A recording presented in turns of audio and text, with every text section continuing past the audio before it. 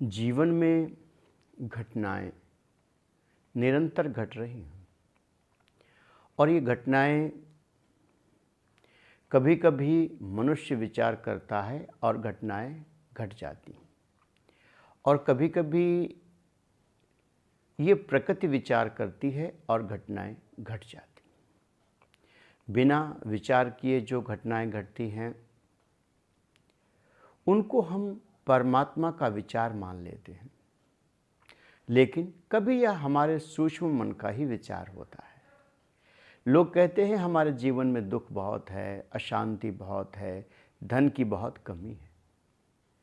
तो ये कभी पिछले समय में आज 10, 5 साल, 100 साल पूर्व, 200 साल पूर्व का हमारा विचार होगा। हमने कभी ऐसा कर्म किया होगा जो उस कर्म के कारण से आज ऐसा फलित भाग्य हमारे पास आया।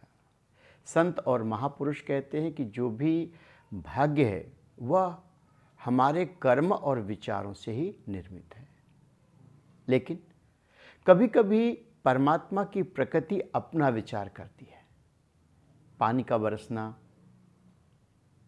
फसल का अच्छा होना ना होना, बहुत सी ऐसी चीजें हैं जो परमात्मा करता है। लेकिन श्रीमद् भगवत गीता में भगवान ने ऐसा लिखा है कि ममैवांशो जीवलोके जीव भूता सनातना। जीव मेरा ही अंश है। इसका अर्थ तो यह हुआ कि यदि मैं भी संकल्प करूं तो भी यह प्रकृति पूरा करेगी, मैं भी विचार करूं तो भी यह प्रकृति पूरा करेगी। तो ऐसी अवस्था में क्यों ना कुछ विचार करके देख लिया जाए। अगर यह सारा कर्मफल विचार और कर्मों का ही है तो क्यों ना हम एक सुंदर बीज कर्म का अच्छा, विचार का अच्छा इस कर्म क्षेत्र में, शरीर में रोपित करें। श्रीमद् भगवत गीता में भगवान ने ऐसे बताया है कि तू क्षेत्र है और मैं क्षेत्रज्ञ हूं। भगवान का ही अंश है। जैसे सोने के टुकड़े में से एक टुकड़ा निकाले और उसका कान का कुंडल बनाए, हाथ की अंगूठी बनाए, लेकिन वो रहेगा तो सोने का सोना ही। अब उस सोने का मूल्य, उस सोने का गुण, उस सोने का धर्म वही रहेगा जो सोने की बड़ी शिला का है। अर्थात परमात्मा का गुण, परमात्मा के सारे उनके भीतर के अवयव वो सब हमारे भीतर विद्यमान हैं। यदि परमात्मा संकल्प करके संसार बना सकता है तो हम भी छोटा सा एक विचार रोप कर देखें। ये घटना घटती है।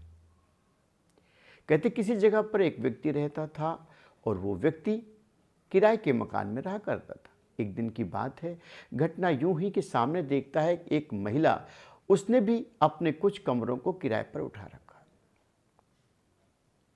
वह जितने भी किराएदार होते थे उनसे निरंतर लड़ा करती थी, उन्हें गालियां देती थी, भगाती थी, मारती थी। और वह व्यक्ति अपनी बालकनी में खड़ा होकर देखा करता था और विचार करता था इसे मार देना चाहिए, इस बुढ़िया को जीने का अधिकार नहीं है, मैं होता तो इसे मार देता। ऐसा विचार करते करते वर्षों गुजर गए। एक दिन की बात है, वह व्यक्ति कहीं सब्जी कुछ लेने के लिए गया और वापस आ रहा था। सामने बुढ़िया दिखाई पड़ी और अचानक वो झपटा और उसने उसे मारकर ख़त्म कर दिया। बाद में सोचने लगा ऐसा हुआ क्यों? हुआ इसलिए कि वह वर्षों से उसे मारने का विचार कर रहा था और वह विचार कब क्रिया में बदल गया कुछ पता ही नहीं चला।